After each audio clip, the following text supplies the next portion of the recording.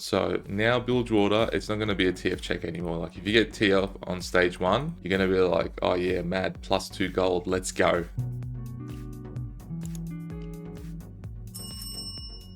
Teamfight Tactics patch 16.3 rundown. Let's go. Big patch this time around. I cannot wait. There's a lot of buffs. There's some adjustments and some reworks. There are not many nerfs. Did you look at that buff list? Holy moly, dude. Like half of the champions just got buffed. And there's only a few nerfs. And honestly, they're not even big nerfs. So, alright, we'll see. Okay, here we are. Rotating shop. Nah, I don't care. Leveling, I care. They've changed the XP you need to level from 68 to 76, 8 to 9, which is 8 XP more, which doesn't sound like much, but it's actually much. So no more fast 9ing. Yes, more fast 9ing, but you need heaps of econ. So they're just trying to push for you to actually play level 8 boards now instead of skipping level 8. Fair enough. And now you have to roll on level 8 as well. I think that's good.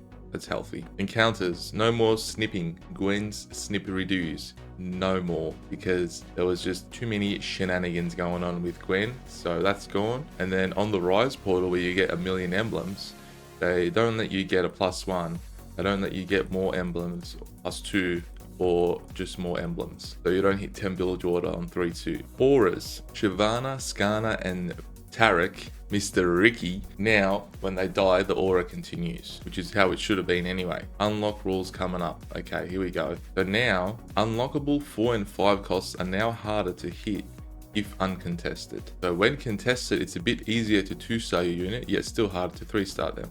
Obviously, if it's contested, you can't really 3-star it, can ya? But anyway, it's just going to stop people from 3-starring like Vega if he's just playing it by himself, or Kaiser or whoever if it's uncontested. So I think this is healthy for the game. We'll see how it actually works though. Sometimes it doesn't work as intended, and then you're just stuck on like 1-star Kaiser for the whole game or something. I don't know. We'll see. Unlock conditions. Here's some big changes. So Kaiser now, you need level 7, not level 8 to unlock her. They've actually nerfed her, which we'll get into in a bit as well. On level 1-star Kaiser got nerfed. But you need level 7 now for her, not level 8. Oriana is easier to unlock. You need 2 items on a Piltover champion. Tryndamere and Yorick are easier to unlock. You need 1 item on Viego and Ash, so you don't actually need to slam an item. I think that's just a component as far as I know. I haven't played it yet, but that's probably what it sounds like. And then to unlock Warwick, you need just 1 item on Vi, 1 item on Jinx. They're making it easier to play these lines without having to slam some silly item or wait till first carousel. Big changes. Alrighty, here we go. The moment we've all been waiting for. Bilgewater getting absolutely slashed. The free AD and AP -5%. GG. 2 cost Serpents going up by 5. Serpents per takedown halved, so from 2 to 1. This is a big deal. Bilgewater 10 damage nerfed. So now Bilgewater, it's not going to be a TF check anymore. Like if you get TF on stage 1, you're going to be like, oh yeah, mad, +2 gold, let's go. I think you can still play Bilgewater, but it's just not gonna, yeah, people are not going to be excited about it anymore. Darken 3-piece. I've never seen Darken 3-piece, but they've buffed that, so maybe someone can actually go for it now. And then they've made some adjustments. These are buffs to the Ishtar quests. It's gonna be better to be taking some of these quests. However, they've adjusted the cash outs. So the 700 cash out, it used to be an artifact anvil, but now it's completed item anvil +1 golden Nico. I feel like this is a nerf. Like I would rather the artifact anvil. I don't know. And then instead of 30 gold, 2 dupes. That's decent. And then the 800 cash out is this now. So instead of I think that, so this looks like a buff to the 800 cash out, but I don't know if this is better, man. Would you rather an artifact anvil or a completed item anvil and 1 greater dupe? I don't know, man. The 2 dupes is fine because that's just Brock 2, but like 700 cash out is hard, so it should probably be more than that. But now 800 cash out looks pretty good. You get gold and then you get Brock 2 guaranteed. And then the 900 cash out is just like that's a GG. 160 gold, 2 dupes, 40 gold, 2 dupes. Why is it like cash out A is just insane and cash out B is just poo-poo? I've never got this, so someone can tell me what that actually means. Piltover is getting buffed again because if you remember, they slashed it to the ground. The continuum cogs are getting buffed for AP. These buffs are decent. Acceleration gate 5%, This is the only one that's getting nerfed, the damage amp, and then the rest are all getting buffed. Armor Nullifier, 10%, upgrade, 10%. There's actually some decent buffs to Piltover, and now it's easier to unlock Orianna as well. So playing 4 Piltover, you should be able to play 4 Piltover on stage 2 by the end of stage 2 easily, or even earlier if you got a bunch of items, because you need 2 items. You can actually unlock 4 Piltover very early. So that's actually really good. If you get like an early Piltover start, then you should probably just angle that. That looks pretty good. The only thing is this base damage amp got nerfed, so unlucky. Void will always offer an offensive mutation first. This is a big difference because that just changes the whole game. It really does. Spitter Spines got nerfed, which is good because that was strong. This Royal Husk got buffed because that was weak. And then the Void Summon, which is that, got buffed as well. 1 cost. Anivia getting buffed, attack speed getting buffed. Blitzcrank mana getting buffed. Briar attack speed getting buffed at 3-star. Kiana at 3-star as well. Jin new ability sets Jin's attack speed to a fixed 1 attack speed. So I think this is like a, yeah, okay, they mentioned it here. The attack speed was too good for 1 cost, yeah, because Rageblade, like a 3-item Jin was actually quite strong with Rageblade, so now it's like he's not that dependent on Rageblade. He can just hold any AD items and he'll be as good, I suppose. But it is a nerf to Rageblade Jin. So his base AD goes down, his attack speed is fixed, and his spell damage goes up. 2 cost units. Ashe is getting buffed again. I mean, I say again, she was, yeah, not again. She got nerfed anyway. Ashe is getting buffed. Spell damage going up. AD and AP. Echo is getting nerfed by 5. Just his resists are getting nerfed by 5, which isn't huge. It'll make him a bit easier to kill, which is great. Orianna is getting buffed as well, so this is maybe the 3rd Piltover buff we've seen, and there's going to be more as well. And then Tryndamere is getting buffed again. So this kind of means that you can still play this Ashe Trynd line without an artifact, and you know, if you hit it early, you can probably top 4 with it. If you have an artifact with it or Scythe, this is going to be strong again, because it wasn't really that weak with an artifact or Scythe. But now if you have artifact or Scythe, this is going to be really strong again. So congratulations to you all. Tier 3 units, Draven base AD going up. Leona, big change on Leona here. Now Leona grants your strongest Diana 3, 4, 5, 10 ability power each second. So now you play Leona and Diana on the same board.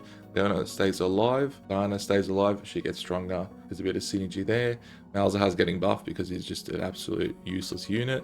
Sejuani getting buffed as well, which is really good for the Freljord boards. And Zoe getting buffed as well, which is another buff for the Targon board. So there's a few buffs for the Targon board actually now. Tier 4 units, god damn, that's a lot of writing. We're not looking at that, are we? Rom is getting buffed. He wasn't super weak anyway, but he's getting buffed now. His mana's getting buffed. Plus the Sejuani buff means that the Freljord board would actually be a little bit stronger now. Diana's shield duration, 2 seconds with no mana lock is what it used to be. And now it's shield and mana lock ends when Diana's dashes end. What the hell did I just read? Shield and mana lock end when Diana's dashes end. Okay. Diana's shield amount is going up. Target damage is going down. Secondary damage is going down.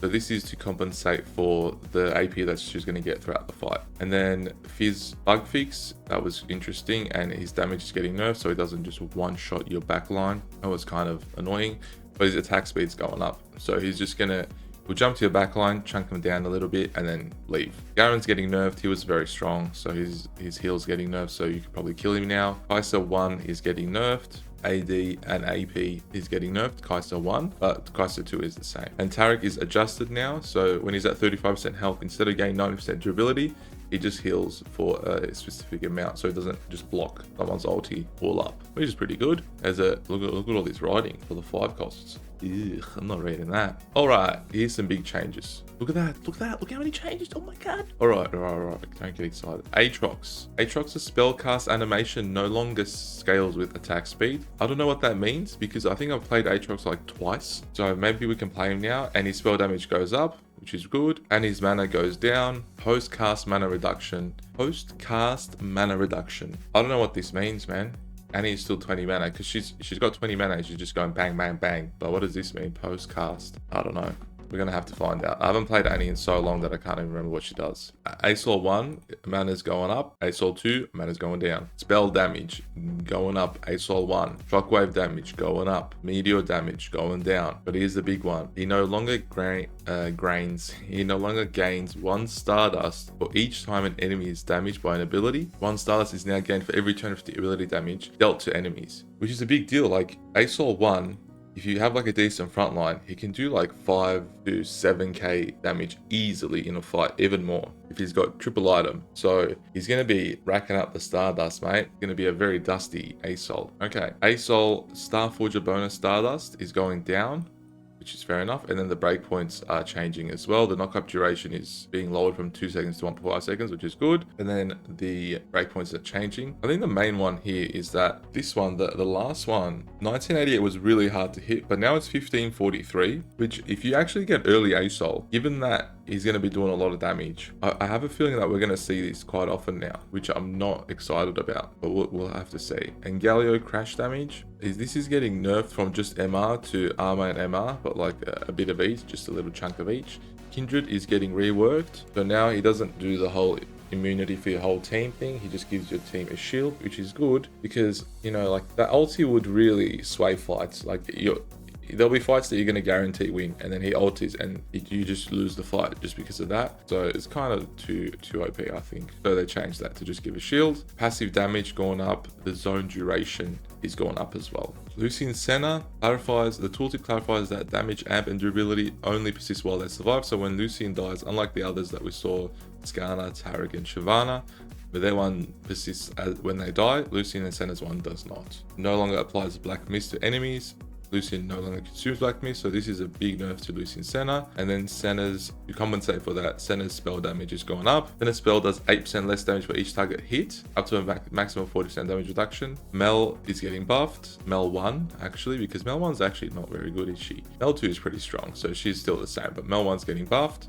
Primary target damage. Shyvana, passive ability damage reduction going down 2%. Mana's going down. Spell duration going down. Spell damage going up. So overall, I think pretty good for Shyvana. Mel primary damage, they've mentioned it twice here. That's the same thing. Come on, right, get your shit together, mate. And then Silas, plus 10 resist. T-Rex, plus 10 resist. T-Rex, plus 10 AD. T-Rex, plus something 25, plus 20, and plus 50 spell damage. The missile damage is going down. So this is overall a buff to T-Rex. So what have we seen? Buff to T-Rex, buff to Oriana, buff to Piltover units. So we're going to see more T-Rexes. I don't think it's going to be as broken as it was with the psychopathic Caitlyn holders, but we're going to see T-Rex again, which is fine. Thresh passive damage is going up. Healing is going up. That's a buff to Thresh. I think this is good. And now Viego is easier to hit as well. Yorick is easier to hit with Viego. So that's going to be better for the Shadow Isles. And then Xerath's charms have been adjusted here. So there's going to be, instead of one golem, there's going to be a few golems. The gold's going up, bonus damage is going down, and then there's a few other changes here. I mean, it's not like you're hitting Xerath every game anyway. You probably hit it like twice in your life, so, you know, good for you. And then Zig's passive damage, voila. Zig's 1 going down a little bit, but Zig's 2 is going down by a chunky amount, which is really good. I mean, hopefully he just doesn't do as much damage, which is really good. There's no adjustments to Rise. So Rise is still going to be as strong. Ziggs, not so much, but potentially like the Rise, Freljord Rise Ward will be strong. Piltover will be strong. Diana, obviously, Targon, ASOL will be strong. Tryndamere will be strong. There's a lot of buffs this patch, which is very interesting. So instead of like nerfing some of the strong comps, they've just buffed the other ones to be as strong as them, which is, it is what it is. I have a feeling that they're going to have to nerf ASOL. Core items. Edge of Night now heals for 30% missing health at the end of invulnerability. So this is actually really good for your assassins. This would be good for the Slayer build as well. The Slayer GP, Ambessa, Belveth, whatever. So this is pretty good. Then Nash's Tooth going up 5 AP. Whoop-de-doo. Artifacts. Let's see. Darkened Scythe. So the health is going up. AP is going down. So what does this mean? This means that this is not... They just don't want you to use this on Diana. I think that's why they did this. Because they don't want you to use this on Diana. They want this to be like a Tryndamere item, a Yasuo item, just an AD item, which is good because Diana's already going to be pretty strong now. So imagine they didn't do that. I'm glad they did this. Dawncore buffed. Flicker Blades going back up, Gambler's Blade going up, Indomitable going up, and Sniper's Hook's going up. So as you can see, they're Ornn buffs essentially. So that's good for Ornn. I think they're scared about this one, but we're going to have to see. This is actually really good as well. 1%, plus 1% on Gambler's Blade is really good. Radiant Ashes getting buffed. This actually used to be really strong. Ashes and Radiant Ashes, but then they just nerfed it and now they're buffing it. Okay, we got some big changes here. This is the one, which I'm not really happy about, but like they have to do something like this, which is fine, but this is going to be the new TF check, I think. So on 3-2, like let's say you're angling ASOL on stage 2, you got like a few Targons, you got like a few good slams for the ASOL that you're going to potentially go for, and then like another random who's like angling, I don't know, Invokers or something, gets this Cosmic Calling. 3-2, Gold Augment, gain a Spirit Shoujin and a Leona. On stage 3-7, gain a Tarek. So this is like, you know, you're going to go Targon at this point. I don't know if this is going to be healthy or unhealthy for the lobby, but we're going to see.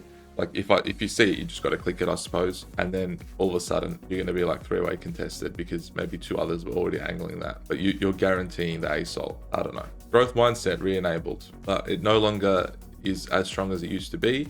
It doesn't drop your XP down to 3, it stays at 4, but it gives you a bit more initial XP. I don't think it's that good, but sometimes you need the boost and there's no better options, so you just pump it. Aura Farming gives you an item now. It's gone back to 4-5, pretty much the same as it used to be. Surprise, surprise. Bringer of Ruin, AP per takedown is gone down. This for the Noxus. Call to Chaos, melee carry golem gone. And the golden egg reward, the initial complete item anvils going from 2 to 1, so that's a nerf to that. Chosen Wolves and Bessa getting buffed. Component Heist gives you the components in 1 turn less, which is great. Crash Test Dummies, the stun is 0.5 seconds longer, which is great. Demacia Forever is getting nerfed. Dragon Guards also getting nerfed. Exile's Shield getting nerfed.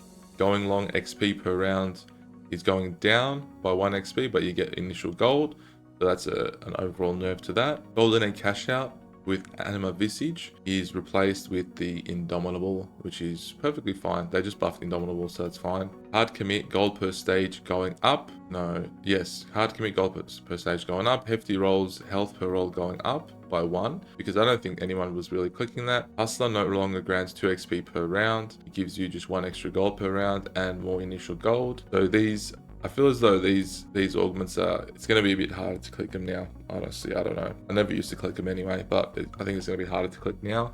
Know Your Enemy damage amp is getting nerfed. Terror 4 is removed because no one was really playing that. Precision and Grace no longer dashes at the start of combat, and it's got a new tooltip. So at the start of combat, allies gain 25% attack speed for 3 seconds, and then on takedown, allies dash to their nearest target and gain this bonus again. Oh, okay. This is actually good now. This is good because the start of combat dash used to just mess up the board at the start, so that was kind of yucky. But this is really good. So they get attack speed, and then when they take down, they dash to their next target, and then they get attack speed again. So this will be really good for certain comps. And then prep 1 and 2 buffed.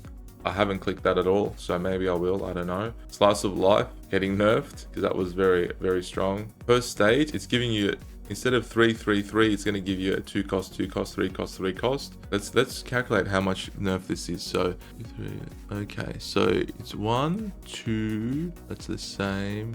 3, okay, it's like a 3 gold nerf, but these, like, the units are worth more than the gold anyway that early on, because it can just give you an insane unit. So it's a decent nerf to that. That was pretty strong. Spreading Roots, gold going down. Sweet Treats, health per item going down. Great Tree, gold going down. Wild Growth bonus AP going up. World Runes temporarily removed because the good players would just be very, very good with that. And then Worth the Wait no longer has a 2-turn delay before granting more copies. Thank you, bro, because it's just not good anyway. So why make me wait for the champion that I don't even want? Alrighty. Bug fixes, last but not least. Darius should no longer be mana locked for longer than intended. Band of Thieves 1 and Band of Thieves 2 are now mutually exclusive, which is good. Galio no longer interacts unintentionally with other systems.